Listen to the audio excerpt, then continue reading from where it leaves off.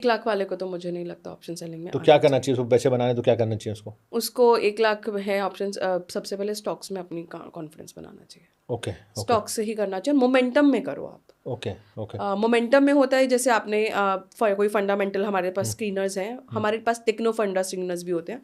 Techno फंडा से screener से हमारे पास लिस्ट ऑफ स्टॉक्स आ जाते हैं एंड देन उसके अंदर पूरी चार्ट एनालिसिस करो, ब्रेकआउट्स कहाँ पर हैं, आप देखो रिलेटिव स्ट्रेंथ कहाँ पर है। बेसिकली आप सबसे इंपॉर्टेंट होता है रिलेटिव स्ट्रेंथ, दैट इज, मैं RSI की बात नहीं कर रही हूँ माइंडेड, हाँ इट इज रिलेटिव स्ट्रेंथ। मतलब आपका, जैसे आपने for an example Mahindra and Mahindra का स्टॉक देखा, महिंद्रा एंड महिंद्रा निफ्टी के कंपैरेटिवली कितना बढ़ रहा है, या उसके पर्टिकुलर सेक्टर में कितना, हाँ, निफ्टी ऑटो के हिसाब से वो कितना कितना उसको changes है। सेक्टर बेसिकली हम relative strength is basically on the sector wise कितना हम लोग उसको करें। आपको ट्रेडिंग व्यू, इन्वेस्टिंग किसी में भी ये मिल जाएगा, इट्स अ फ्रीली अवेलेबल।